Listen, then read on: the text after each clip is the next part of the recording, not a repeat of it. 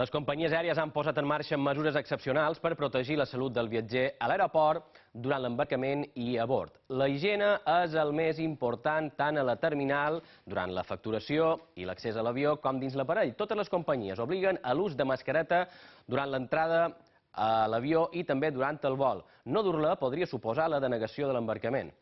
El que no asseguren és mantenir la distància de seguretat dins l'avió. Sempre que sigui possible, diuen, s'assignaran seients separats, però les companyies poden omplir l'avió sense cap restricció de cabuda. I això per què?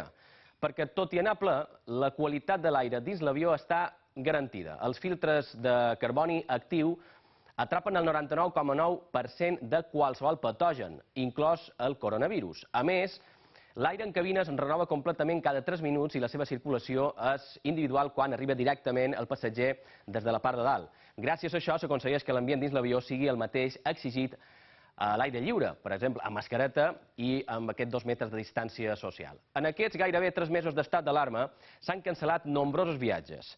Bé, si sou algun dels afectats, teniu dret a recuperar els doblers que vareu pagar pels bitllets anul·lats. I ara vos explicam com fer-ho. La primera passa és reclamar directament a la companyia aèria. A partir de dijous passat van començar a comptar els terminis administratius.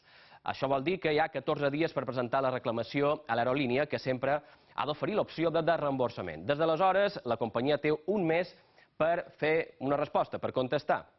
Si no ens respon, o bé no ens tornen els doblers, aleshores es pot presentar una queixa davant l'Agència Espanyola de Seguretat Aèria. És un tràmit que és molt senzill, que es fa per internet en 15 minuts.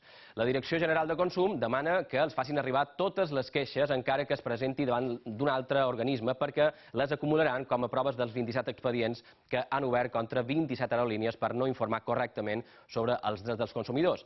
Si necessiteu més informació per fer la vostra queixa, aquí teniu, podeu visitar aquestes dues pàgines web, portalconsum.cai.es o seguridadaerea.gov.es.